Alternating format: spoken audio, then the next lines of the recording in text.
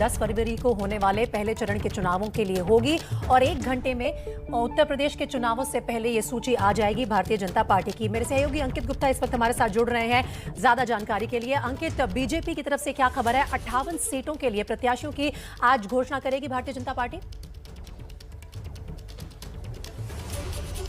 जी, फिलहाल उसके लिए हमको थोड़ा सा इंतजार करना होगा, क्योंकि अगर हम 2 दिन पहले की बात करते हैं, जब बीजेपी की केंद्रीय चुनाव समिति की बैठक हुई थी, 172 सीटों के जो उम्मीदवार हैं, जो शुरुआती 3 चरण हैं, उनके उम्मीदवारों के नामों पर जिक्र हुआ था और लगभग आम सहमति बन गई थी कई नामों पर। हालांकि कुछ नामों पर अभी भी चर्चा उसके बाद भी करने की बात कही गई थी, लेकिन फिलहाल इस वक्त के लिए सबसे बड़ी खबर यही है कि अब से करीबन 45 मिनट बाद बीजेपी अपने जो उम्मीदवारों की पहली सूची जारी करेगी और ये सूची जारी करने के लिए आएंगे यहाँ पर बीजेपी मुख्यालय में जो यूपी के चुनाव प्रभारी है बीजेपी के धर्मेंद्र प्रधान और उसके साथ ही में महासचिव अरुण सिंह। तो आज वो पहली लिस्ट जारी होगी और सूत्रों से जैसी जानकारी मिल रही है कि जो मौजूदा विधायक हैं उनमें से करीबन 15 से 20% का टिकट भी कट सकता है, लेकिन हमको इंतजार करना होगा अगले 45 मिनट का, जब बीजेपी की तरफ से पहली आधिकारिक तौर पर सूची सामने आ जाएगी।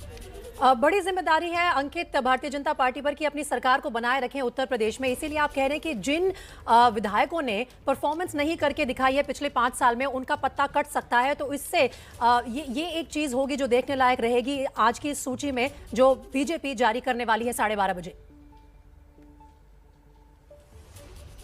निश्चित तौर पर प्रीति, और देखिए बीजेपी ने जब यहाँ पर मंथन शुरू किया था नामों पर, तो उनके पास में सभी जो जितने भी विधायक थे, मौजूदा विधायक थे और जो उम्मीदवार आए थे, उनका एक रिपोर्ट कार्ड आया था। उससे पहले एक इंटरनल सर्वे करवाया गया था जो पिछले 2-3 महीने से 4 महीने से चल रहा था, वो रिपोर्ट आई थी। उसके अलावा उन उम्मीदवारों की जो क्या छवि है उसको लेकर के पूरा एक जो है सर्वे करवाया गया था, रिसर्च करवाया गया था, वो था। तो कई पैमानों पर परखने के बाद में ही इन नामों को शॉर्टलिस्ट किया गया और उसके बाद में जब नाम शॉर्टलिस्ट किए गए तो केंद्रीय चुनाव समिति के सामने पेश किए गए, जहां पर खुद प्रधानमंत्री मौजूद थे, बीजेपी के राष्ट्रीय अध्यक्ष जेपी नड्डा मौजूद थे और गृह मंत्री अमित शाह मौजूद थे। उसके अलावा यूपी के मुख्यमंत्री योगी आदित्यनाथ और उप मुख्यमंत्री केशव मौर्य और दिनेश शर्मा मौजूद थे। उसके अलावा भी जो सीसी के कई सदस्य शहनवाज हुसैन हो या फिर अन्य लोग हो मौजूद थे। तो उसमें जो इन सारे पहलुओं पर चर्चा करने के बाद में ही अंतिम फैसला लिया गया है और आज जारी होगी पहली लिस्ट। लेकिन अब अंकित, अब से लगभग 45 मिनट में जैसा कि आप कह रहे हैं ये प्रेस कॉन्फ्रेंस शुरू हो जाएगी। तमाम अपडेट्स के लिए आपके पास वापस लौटेंगे।